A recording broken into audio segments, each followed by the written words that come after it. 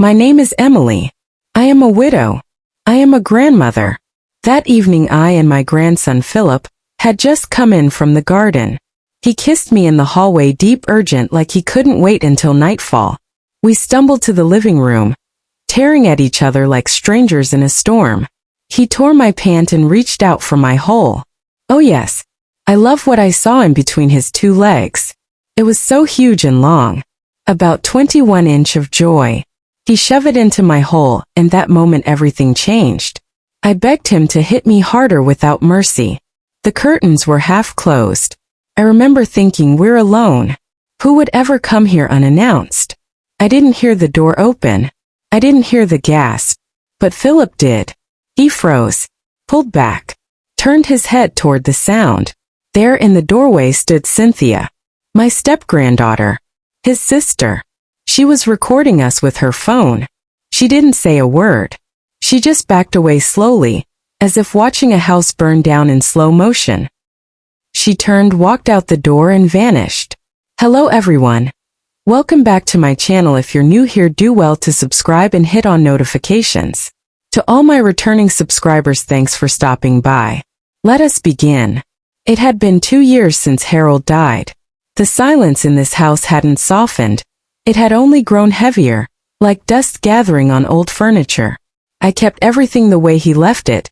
His slippers under the bed, his shaving cream on the bathroom counter, his favorite armchair by the fireplace. Sometimes I'd sit in it just to feel close to him, but nothing really filled the emptiness. I spent most days in the garden or in front of the television, pretending to care about cooking shows and the news. My friends told me to join a group, travel, do something, but I had no energy to be someone new. Then one Thursday afternoon the bell rang. I wasn't expecting anyone. I opened the door, and there he was. Philip, my grandson. He was tall now, broader. His jawline was sharp, his hair thick and swept back with just a touch of rebellion.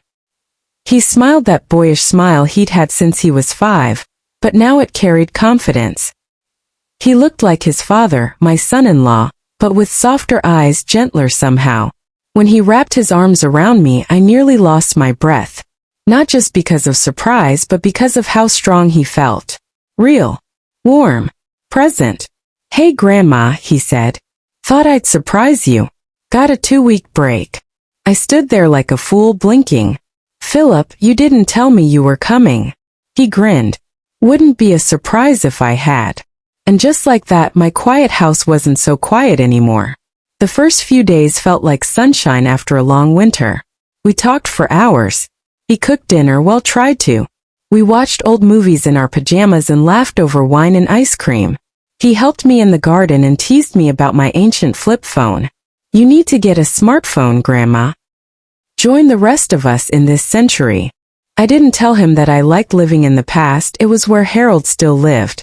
But slowly something began to change. It wasn't anything he said. It was how he looked at me when I laughed. How his eyes lingered a second too long when I wore that blue blouse that flattered my figure. It was how he'd brush his hand over mine when passing me a glass of wine. And it was me too. I started putting on makeup again. Just a little. I found myself picking dresses that showed more skin, using perfume I hadn't touched in years. I told myself it was just nice to feel seen, to feel alive. I was ashamed of how good it felt. Philip didn't act like a boy anymore. He moved with the ease of a man, spoke like one. There were moments, just moments, where I forgot the title between us. Grandmother. Such a heavy word. But in the glow of the lamp as we sat side by side, sometimes all I saw was a young man who made me feel like a woman again. One night we stayed up late watching Casablanca. He was stretched across the couch, his head resting near my thigh. He asked if I'd ever been in love before Harold. No, I said. He was my first, and my only. He looked up at me, serious now. Was it enough? The question hit me harder than I expected. I stared at the flickering screen, trying to find the answer in the shadows. It was full. It was quiet and steady. But yes, it was enough. He nodded, eyes searching mine. Sometimes I wonder if love like that even exists anymore. I didn't answer. The The silence between us wasn't awkward. It was full, dense, and when I reached down and brushed his hair back from his forehead, something inside me cracked open. He closed his eyes and leaned into my touch. That was the moment I knew we had crossed a line in our hearts, even if our bodies hadn't followed yet. That night I didn't sleep. I sat by my bedroom window looking out at the garden, remembering the way Philip had looked at me, remembering the warmth of his head against my thigh. I told myself it was just loneliness, that I missed the comfort of touch, of closeness, that I was vulnerable, old, foolish. But I wasn't old in that moment. I was something else entirely. And the worst part? I didn't want him to leave. The days that followed became a slow dance around something unspoken. We touched more, laughed more. He looked at me with an intensity one hadn't felt in decades, not even with Harold. At first I told myself I was imagining it, but I knew better. One night we drank wine again. The old bottle from the cellar, dusty, forgotten, aged like me. Philip poured 2 glasses, and we toasted to unexpected visits. I was wearing a silk robe, nothing underneath. I told myself it was just for comfort. It was warm and the house was still. But I knew. He sat on the floor leaning against the couch while I curled up beside him. The film on the screen didn't matter. My eyes were on him. His on me. The moment built itself, slow, sure, and inevitable. He reached for my hand. I didn't pull away. We sat there, breathing each other in, as the silence stretched longer than any film reel. Then he kissed me. Not like a grandson. Not like a boy. He kissed me like a man who had wanted something for a long time and was finally claiming it. And I let him. We didn't speak afterward. We didn't need to. The rules of our world had changed and we both knew it. That night he came to my room. I had left the door open. That was invitation enough. What happened was not soft or timid or confused. It was fire. Raw and wrong. And I didn't stop him. Every part of me should have screamed, but my body betrayed me. It had been so long since I'd been touched, held, worshipped. I wasn't his grandmother in that moment. I was a woman, starving for something she didn't know she still needed. He whispered my name again and again. Not Grandma. Just Emily. The days after were a blur of shame and heat. In the morning we acted normal. We cooked breakfast, took walks, laughed. But by nightfall we found ourselves tangled in the same mistake again. Over and over. We knew it couldn't last. But knowing didn't stop us. We lived in that suspended time for 2 weeks. 2 stolen, dangerous weeks. He never left the house. I never asked why. Maybe we were both afraid of breaking the spell. But spells always break. It happened on a Sunday afternoon. We had just come in from the garden. He kissed me in the hallway, deep, urgent, like he couldn't wait until nightfall.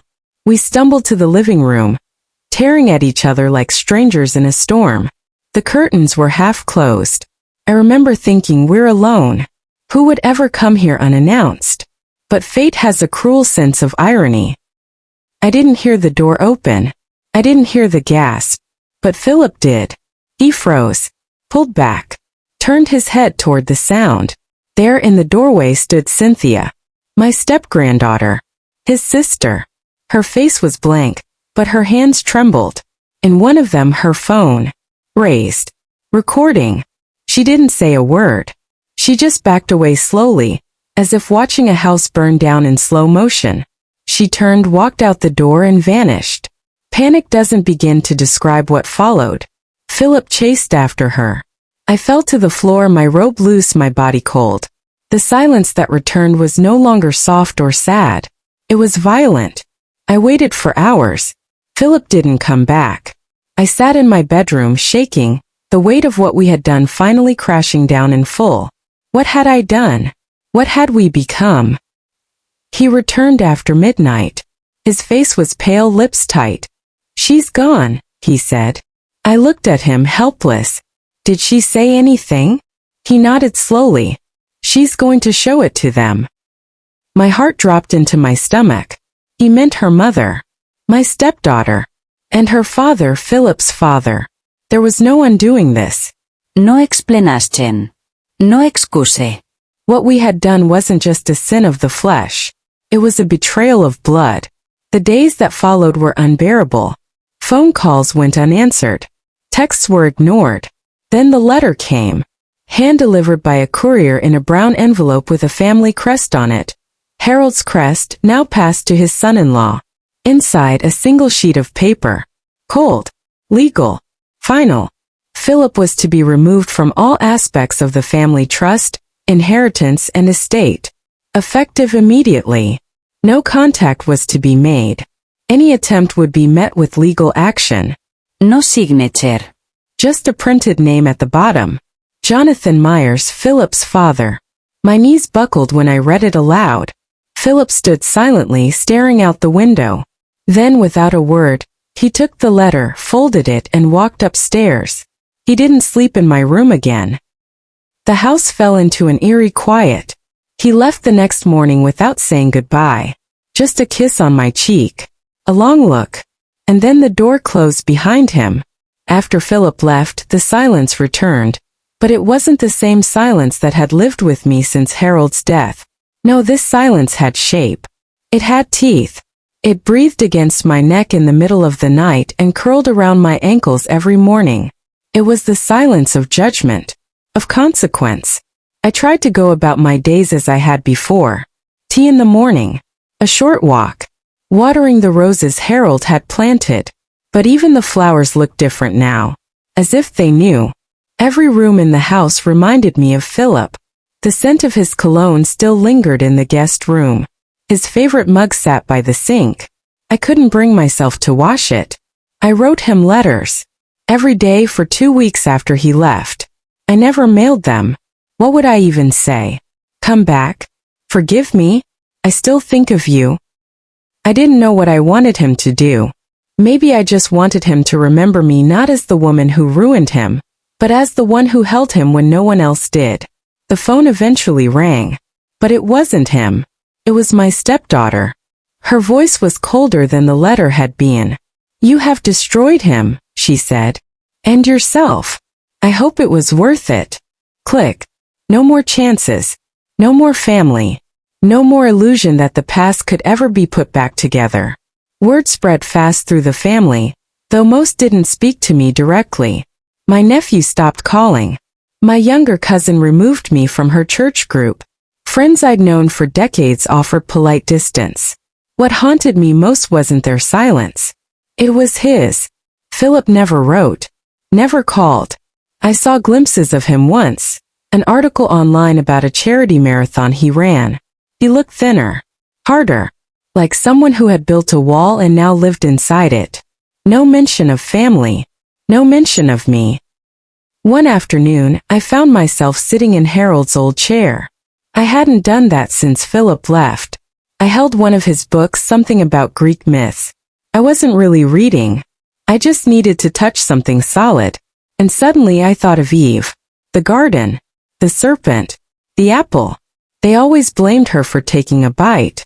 But no one ever asked why she was hungry in the first place. I know what people would call me. I've read the words before. On forums, in books, whispered at church. Deviant, disgusting, damned. I'm not here to defend what I did. What we did. It was wrong. No matter the ache, no matter the grief, no matter the heat of it. I crossed a line that cannot be uncrossed. I ruined a boy's life. A man's future. And still some nights I dream of him. I dream of his laughter echoing down my hallway. Of the way he made me feel like time had reversed and I wasn't a widow in a hollow house, but a woman with breath still in her chest. But dreams are soft. Reality is stone. It's been 7 months now. I spend most days in silence. Not the heavy kind, not anymore, but the kind that follows a storm. The kind you learn to live with. Sometimes I imagine seeing Philip again. Maybe years from now when the pain is no longer fresh, when time has dulled the scandal. Maybe he'll come back. Not to stay, not to repeat what was, but just to ask me why. And I'll tell him the truth. I'll tell him I was lonely. I was lost.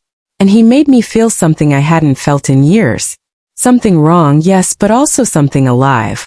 I'll tell him that I never meant to break him, that I've never stopped loving him, not as a grandson, not as a mistake, but as a boy who walked into my silent house and made me feel like the world hadn't ended yet. If grief is a house with many locked doors, I opened the wrong one, and I paid the price. Now I keep them all open. Let the wind pass through. Let the past echo where it must. Let the shame settle where it will. And I sit in my quiet house. Alone again.